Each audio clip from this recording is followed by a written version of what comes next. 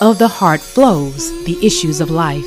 And many of these issues stem from one's emotional, mental, and spiritual condition. Such issues may oppress, stifle, and even stagnate one from living a healthy and fulfilling life. So how does one progress past such issues and achieve a state of emotional, mental, and spiritual healing? There's help, so open your heart and prepare your mind. It's time for healing to take place in your life. You're in tuned to Talking with Dr. Toy, a holistic approach to emotional healing. And now, your host, licensed professional counselor, Dr. Toy Lisa Mitchell. It's just me and you. I feel so lost, 'cause I don't know what to do. Well, good Sunday morning. Thank you so much for tuning in to Talking with Dr. Toy. It comes your way every Sunday. Listen, I again want to thank you so much for taking time out of your busy schedule to just hang out with me. I am so grateful for that. And so, as a matter of fact, for those of you who may be new to the podcast, let me let you know that my purpose is to provide a holistic approach to emotional healing. Therefore, my mission to provide a holistic and restorative therapeutic approach in addressing and resolving issues that adversely affect the emotional, psychological, spiritual, and physical well-being of individuals who desire to enhance their quality of life. I want to do a self-care check. How are you? You know, this is a part of our process that as we are navigating this world and we're navigating aspects of our lived experiences, hey, it is definitely beneficial to what we say, integrate a sacred pause in your life and really kind of slow down just a tad to check in. And one of the checks that I would love for you to definitely implement into your life is a self-care check. How are you? And what did you do and what are you doing for self-care? I've been talking to individuals, and anxiety is definitely on the menu, right? Because there's so many things that are happening in our world, in our lives, and in the lives of those around us, that it can really be stressful. It can really be stressful. It can really be anxiety inducing. And so part of this process that I've been really mentioning to individuals is to really check in with how are you doing? And what are you doing for self-care? What are you doing to help regulate this anxiety? What are you doing to help decrease anxiety? And so one of the questions I've been asking individuals is this: what are you in control of? I want to pause right there. All right. Because there are things in our lives that we know that we just don't have control over. There's some things that are happening in this world. And part of this process is that if you're in tune to anything, you know, there's a lot going on that can be stressful. And so part of this process may be focusing in on and zoning in on, okay, what can I manage, right?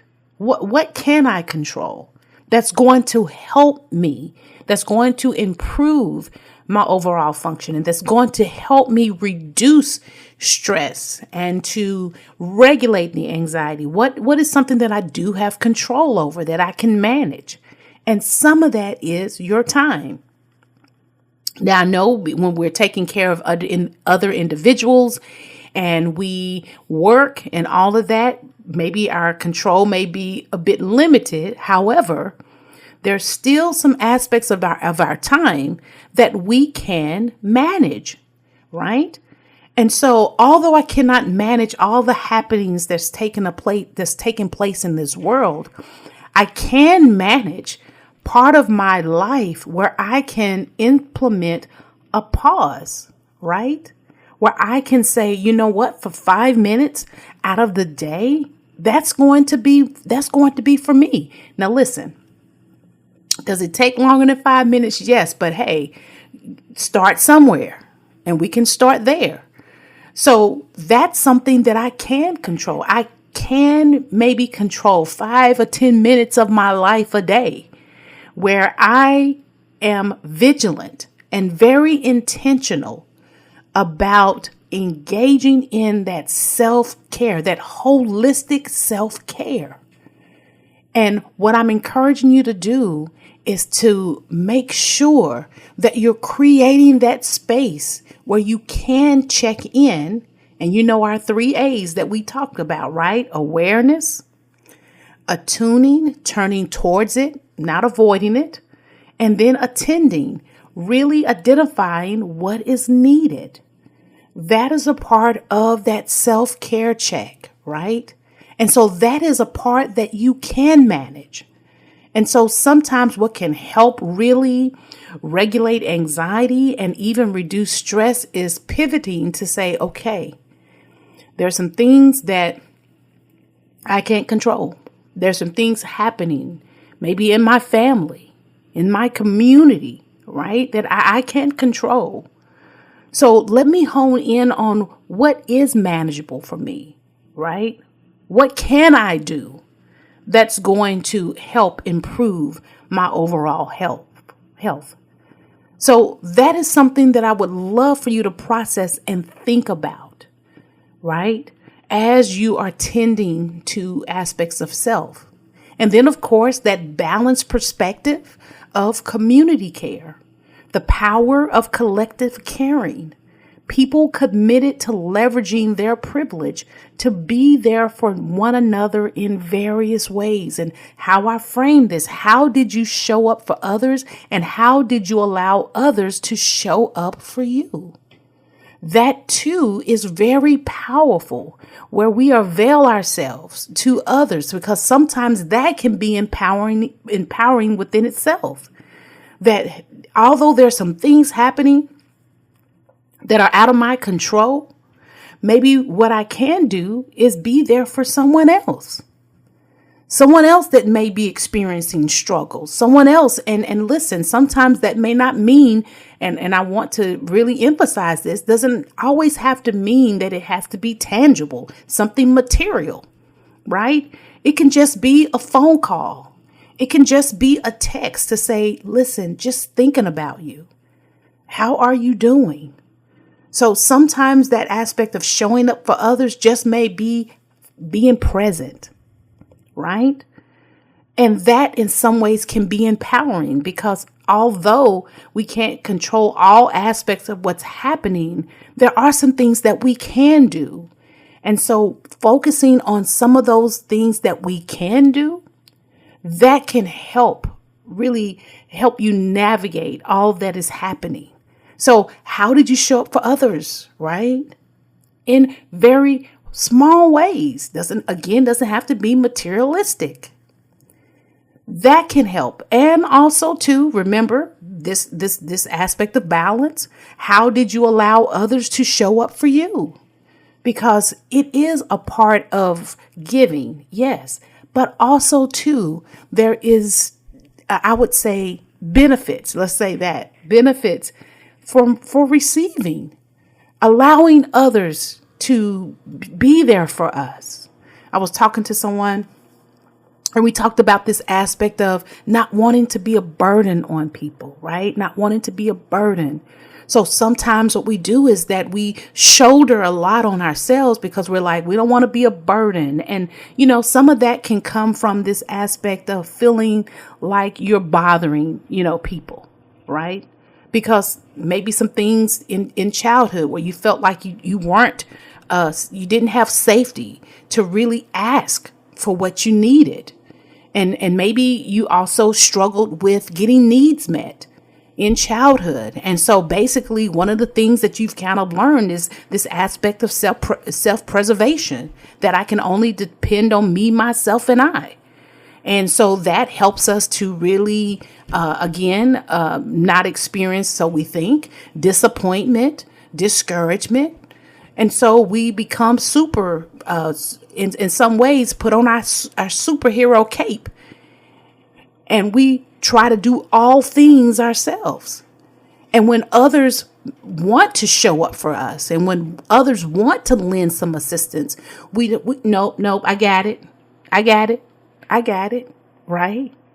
And some of what that may lend to is that you may think that you are a burden when there are people in your life that really want to bless you. They want to help you. And here's the thing, that God may have placed in your path to help you. And basically what you're doing is you're showing off the blessings of God, because it may stem from some other deeper issues that you don't want to appear vulnerable to allow people to show up for you, because you may see that as a weakness, or you're deficient in some way. And I really do think that that type of reasoning, I do think that can be a part of what the enemy is seeking to do, to keep you isolated, to keep you disconnected, because there is power. When we talk about when 2 or 3 come together, there is power. A 3-strand cord is not easily broken.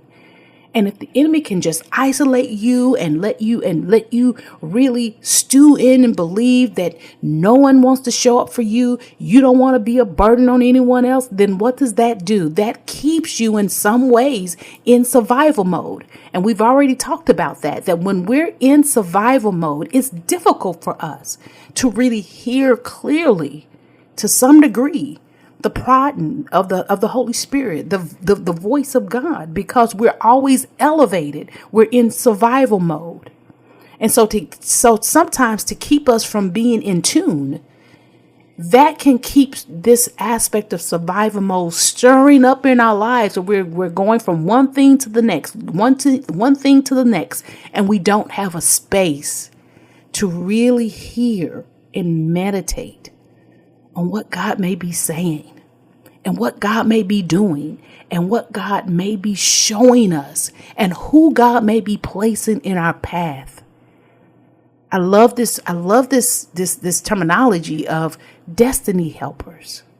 How God may have destiny helpers lined up to help you, but because we're in this space of self-preservation, in all of this that may be due to some past aspects of trauma, we may miss those blessings. Why is this important? Well, this comes alongside of what we've been talking about for the past 2 podcasts, where we've been talking about this concept of impression management, right? Now, natural for us to do, but sometimes what can fuel that impression management are our issues of how we want people to perceive us, or how we want to be perceived by others, right? And our concern with how others perceive us. I want people to perceive me as the strong one, the one that don't never let them see you sweat. I want people to perceive me that way, because then what that tells them is that I am strong and you cannot hurt me. Right? So we navigate life in this impression management mode. And sometimes what that does, as we talked about last time, sometimes what that does is that we end up investing more in impression management than living an authentic life. Because we are so busy trying to win over, whether the affirmation, the validation, and the approval of others, that sometimes those aspects, those core anchored values that we may have, sometimes those are negated because we're running after, right? Pursuing how we want to be perceived by other people.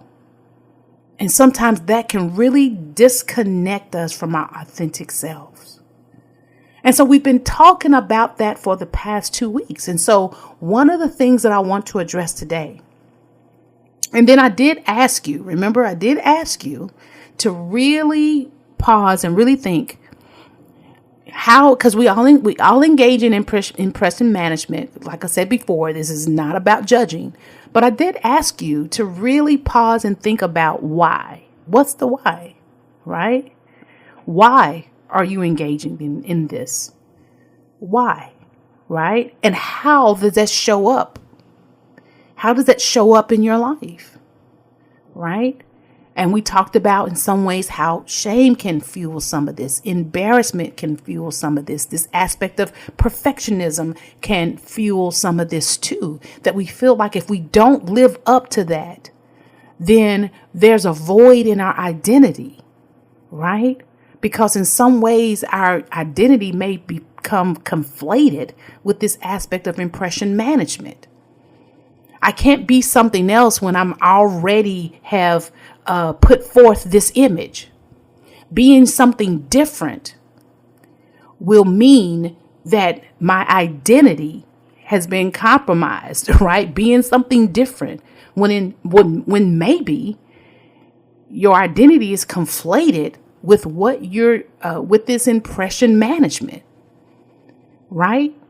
And so you may not really have tapped into aspects of your authentic identity because it's been masked by impression management, the impression that you want people to have of you. So this may be a wonderful time to really kind of stop us in our tracks and think about the how and think about the why. Now, here's the other thing that I want you to really think about. How do we navigate this, right? We know that this is a natural part of what we do. So how do we navigate this so that we are not solely investing on maintaining an image and we're divesting and really living an authentic life? I guess what I'm trying to say is this. What does balance look like? All right. What does balance look like?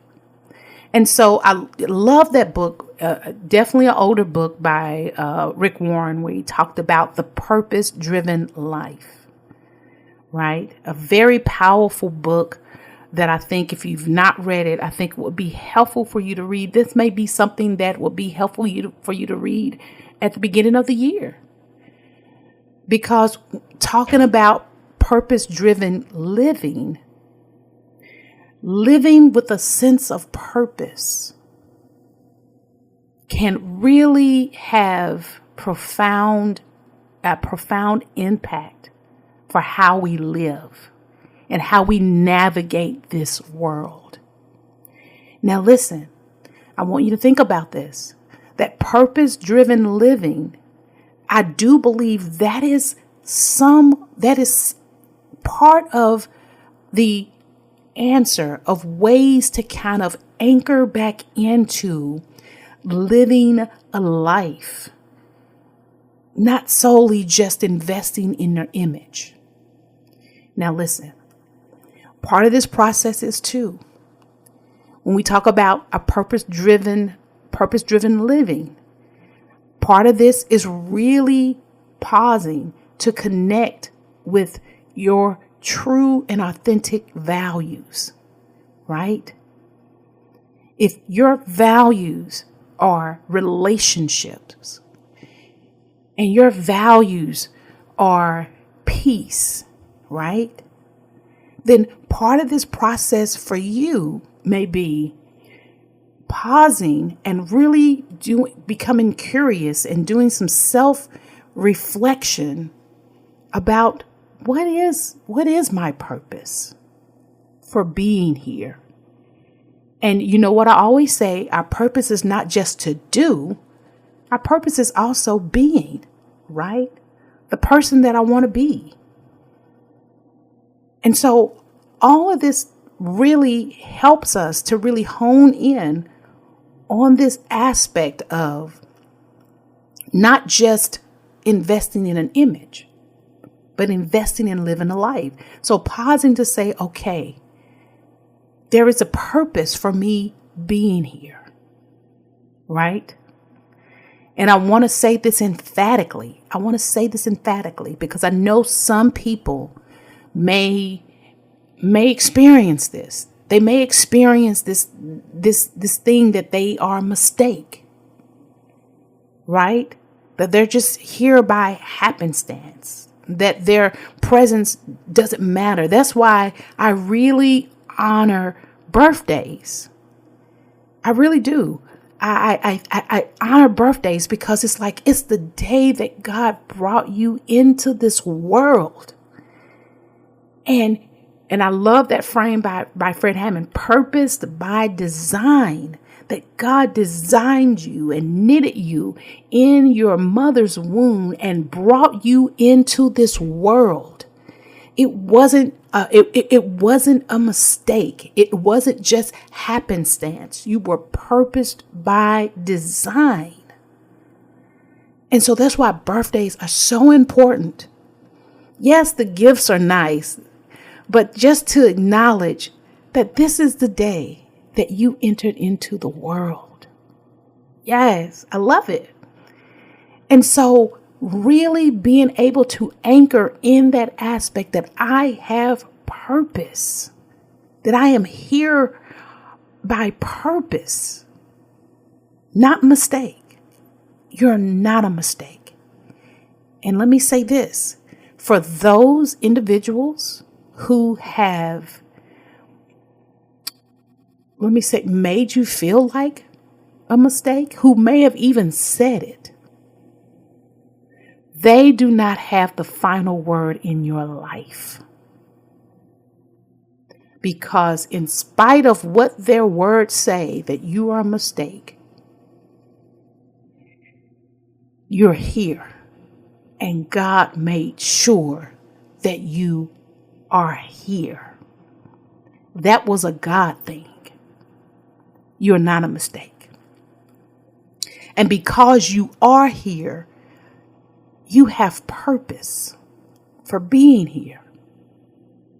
You know, I was reading and I love this aspect where it talks about how purpose-driven living can help improve our mental wellness. Research says that individuals who have a clear sense of purpose are less likely to experience symptoms of anxiety and depression, right? I love this. It says this, a purpose-driven life gives us direction and helps us navigate challenges with resilience and focus. Love this statement. It gives us, with a reason to get out of bed in the morning, we are better equipped to handle the ups and downs of daily life. So purpose-driven living is healthy for our overall mental well-being.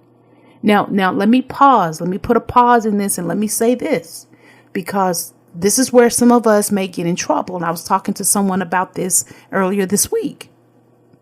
Sometimes what we do is this. We compare our gifts and our talents with those of others, right?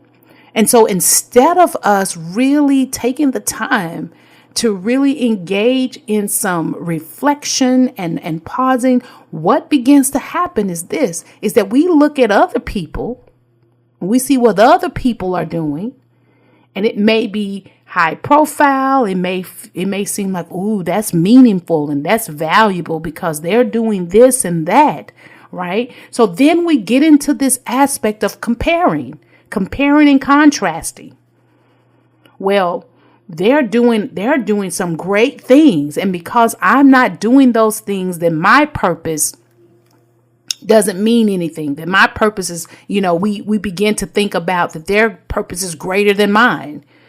And so then we begin to, in some ways, not really invest in our own purpose-driven living. But again, we begin to look at others and sometimes want to model or emulate that, because that looks better than my little old, my little sphere of influence right here. They're influencing thousands of people. They're doing this.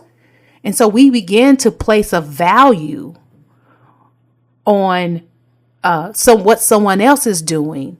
And then we may minimize our own because it doesn't look like that. So I want you to really kind of pause and think about too. When we think about purpose, remember that statement, you're a purpose by design. Your design is different than someone else's. I love what they say, that no fingerprint is the same. So your design, your purpose by design, and that's different from what someone else is doing. However, I think we need to work on this aspect of how we place value on what someone else is doing versus what we're doing. It's not about the value that we place on it. It's about, hey, this is what I'm designed to be and do.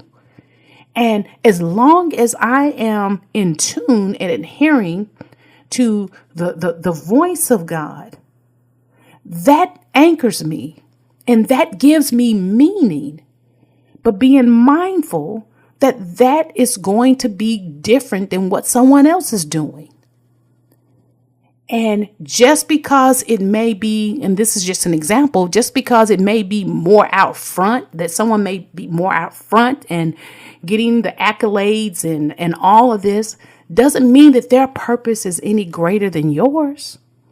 Doesn't mean that it's better than yours, or that yours is worse than theirs. I think that's what happens when we get into these value judgments. I think that's what deters us from really, to some degree, living a purpose-driven life. Because let's go back to impression management, right? That if we may not think that it's getting the accolades, right? That this is important enough for people to say, oh, wow, you're doing this. For us to get the validation and affirmation from others, if we don't believe that it's giving us that benefit, then what we may do is that we may abandon that or allow the opinions and the perspectives of others to drive us towards a purpose that we weren't designed to do. And so we may find ourselves in places where you may wake up one day and say, why am I doing this? I don't even like doing this. So be mindful that when we talk about purpose-driven life, what's informing that for you? What's informing aspects of what you're here to do? It's great to pause and think about, why am I here? But I also want to encourage you to really pause and think about what's informing that for you, right? How are you defining purpose?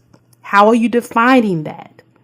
Because when we think about even the life of Jesus Christ, when he came to seek and save the lost, there were those who were like, well, he's coming to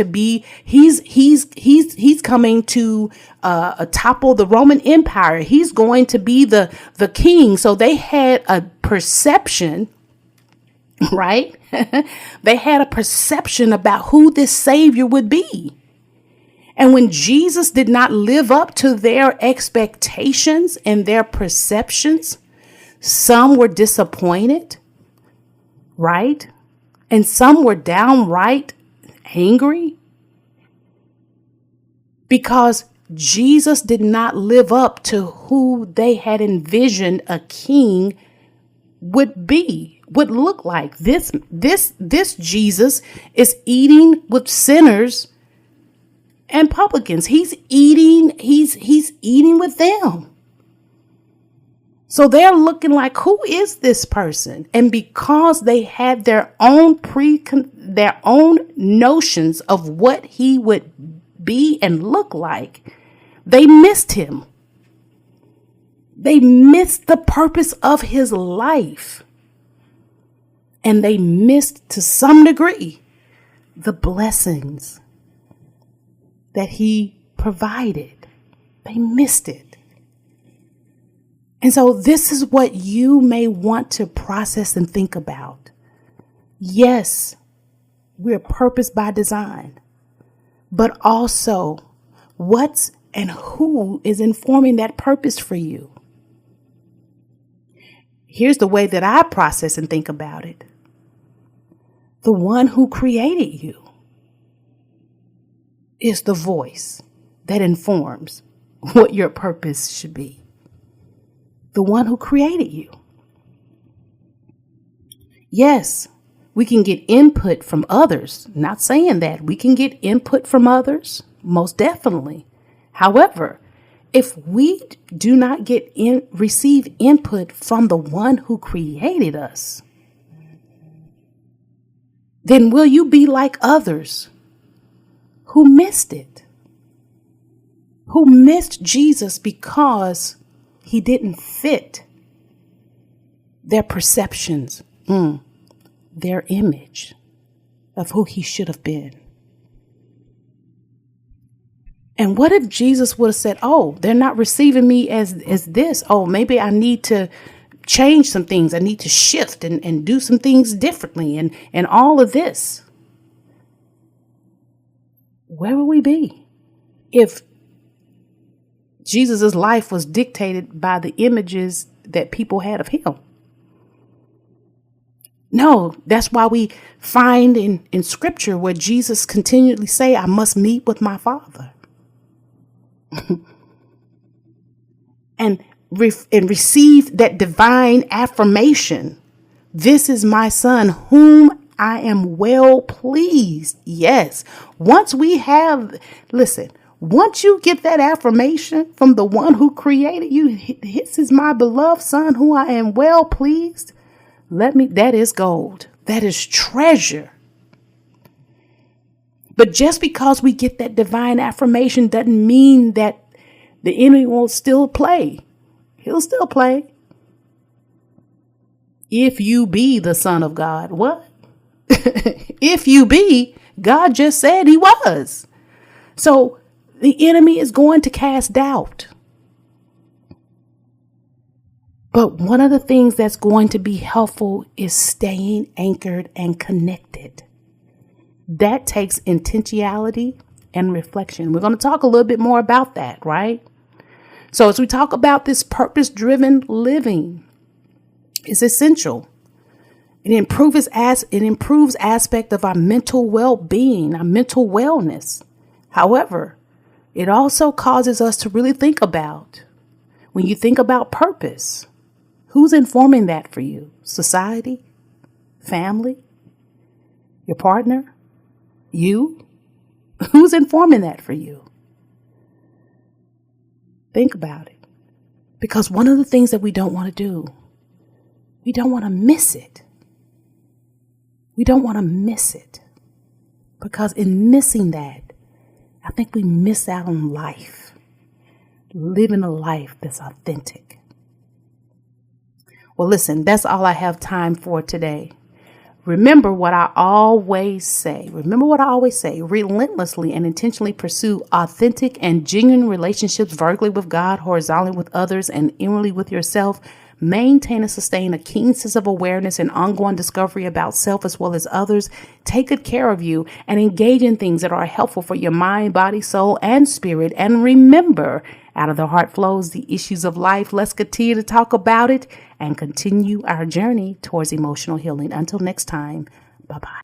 So I need to talk. You've been in tuned to Talking with Dr. Toy, providing a holistic approach to emotional healing with your host, licensed professional counselor, Dr. Toy Lisa Mitchell. Please connect with me at talkingwithdrtoy.com or Facebook at Talking with Dr. Toy or email talkingwithdrtoy@gmail.com. I would love to hear your story and hear your heart regarding the issues of life you may be experiencing.